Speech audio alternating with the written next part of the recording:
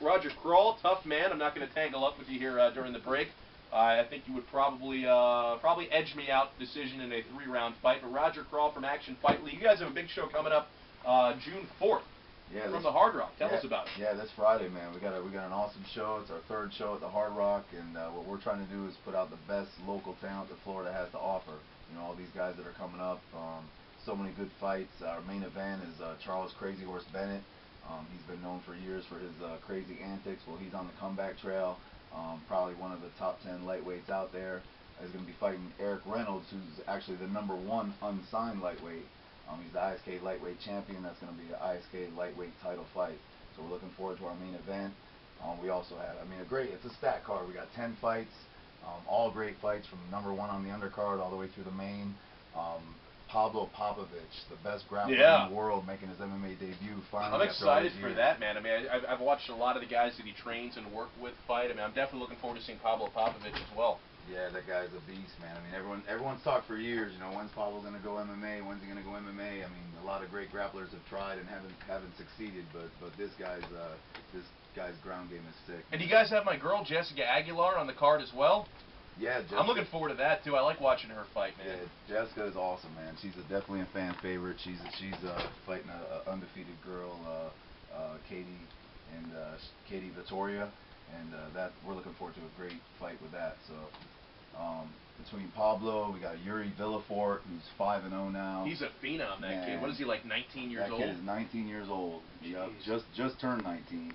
5-0. He's already got, being scouted by everybody. He's trying to give himself another year, to really mature.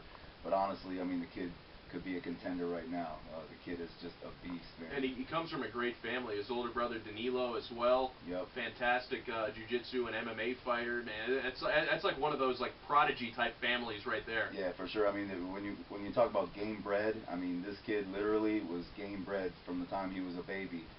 The Villefort family is of course a famous fighting family from Brazil. The father, the grandfather, the father over 200 Vale Tudo fights. He was one of the original guys, with the Gracies coming up.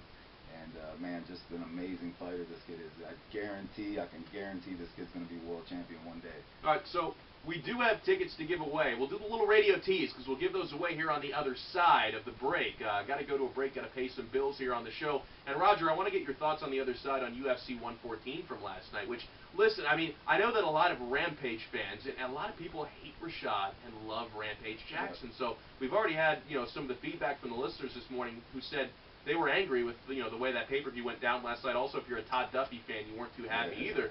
So even though we had some angry fans this morning, I really do feel like UFC 114 from top to bottom, if you include the prelims as well, might have been the best pay-per-view so far of 2010. Yeah, definitely, man. It was, unfortunately, yeah, I was pulling for Rampage on that one too. But Rashad is such a good game planner. He fought a smart fight. Rampage definitely looked like he gassed out. The layoff, I think, definitely hurt him. But yeah, it was exciting, man. Great night of fights. Yeah, Todd Duffy used to be with American Top Team with us and had left. And man, for sure he was landing everything. And then what'd you call it, muffin top? Well, yeah, and it's funny because we already had a texter write in this morning. I don't know if you're familiar with The Simpsons, if you ever watched that. A texter writing in that Mike Russo, the muffin top, was really executing the Homer Simpson strategy. Because there was an episode where Homer was a boxer and he would just let guys punch him in the head for 10, 12 rounds until they punched themselves out. He would land a little jab and win by knockout. It was the Homer Simpson strategy. Yeah, for sure, man. Well, I don't know how smart of a strategy that is. Todd definitely hits like a truck. I've worked with a guy and held pads for him. Actually worked the corner for him a few fights ago. Wow. And yeah, he's a beast. But hey, you got to fight the whole fight. And he kind of took that 3rd round a little bit light. He looked like he was getting tired of punching the guy in the head, and he got it. So when we come back here on the show, we have Action Fight League tickets to give away. That is Friday night, June 4th, at the Hard Rock Live. 786-360-0790. Alex Dono and Roger Crawl from Action Fight League and American Top Team sitting in with us for the next 15, 20 minutes or so, or as long as he wants to stick around. I'm not going to be the guy to kick you out of the studio. Thanks, guys. Well, Hector already left, so now we're all That's safe. true. All right, we'll be back with more after this. Yeah.